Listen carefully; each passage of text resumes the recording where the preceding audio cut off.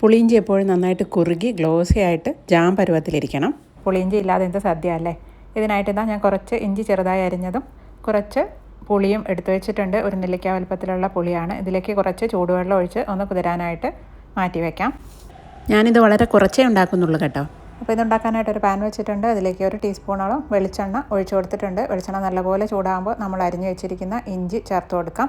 ഇതിലേക്ക് ഒരു 4 ചെറിയ ഉള്ളി ചെറുതായി അരിഞ്ഞതും ഒരു പച്ചമുളക് ചെറുതായി അരിഞ്ഞതും കുറച്ച് കറിവേപ്പിലയും കൂടി ചേർത്ത് നല്ല ബ്രൗൺ കളർ ആവുന്നത് വരെ ഇതൊന്ന് വഴറ്റിയെടുക്കാം. നല്ലപോലെ ബ്രൗൺ കളറായി വന്നതിന് ശേഷം തീ നല്ലപോലെ കുറച്ച് വെക്കുക. അതിനുശേഷം 1/4 ടീസ്പൂൺ മഞ്ഞൾപ്പൊടിയും 1/2 ടീസ്പൂൺ കാശ്മീരി മുളക് പൊടിയും 1/2 ടീസ്പൂൺ കായത്തിൻ്റെ പൊടിയും 2 നുള്ള് ഉലുവാപ്പൊടിയും കൂടി ചേർക്കാം. എന്നിട്ടൊരു 10 സെക്കൻഡ് വഴറ്റിയെടുക്കാം. അതിനുശേഷം നേരത്തെ നമ്മൾ കുതിരാനായിട്ട് വെച്ചിരുന്ന വാളൻപുളി ഉണ്ടല്ലോ, അത് ഞാൻ പിഴിഞ്ഞെടുത്ത് അരിച്ചെടുത്ത് വെച്ചിട്ടുണ്ട്. അതും കൂടി ചേർക്കുകയാണ്.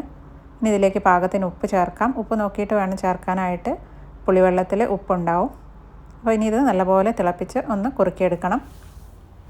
ആവശ്യത്തിന് കുറുകി വന്നതിന് ശേഷം നമുക്കിതിലേക്ക് ശർക്കര ചേർക്കാം. ഞാനിപ്പോൾ ശർക്കര പൊടിയാണ് ചേർക്കുന്നത്. 2 ടേബിൾ സ്പൂണോളം ശർക്കര പൊടി ചേർത്തിട്ടുണ്ട്. ഇനി ഇത് നല്ലപോലെ ഒന്ന് തിളപ്പിച്ച് ഒന്നുകൂടെ ഒന്ന് കുറുക്കിയെടുക്കാം. ഇപ്പോൾ ഇത് ആവശ്യത്തിന് കുറുകി വന്നിട്ടുണ്ട്. ഇത്രയേ ഉള്ളൂ, നമ്മുടെ പുളിയിഞ്ചി റെഡി ആയിട്ടുണ്ട്. നമുക്ക് ഫ്ലെയിം ഓഫ് ചെയ്ത് ഇത് അടുപ്പിൽ നിന്നും മാറ്റി വയ്ക്കാം. ചൂടാറുമ്പോഴേക്കും ഇത് നല്ല ജാം പരുവത്തിലായി വരും. നന്നായി ചൂടാറി കഴിഞ്ഞാലാണ് ഇതിന് നല്ല ടേസ്റ്റ് ഉണ്ടാവുക. 6 മാസം വരെയൊക്കെ ഇത് കേടാവാതെ ഇരിക്കുകയും ചെയ്യും.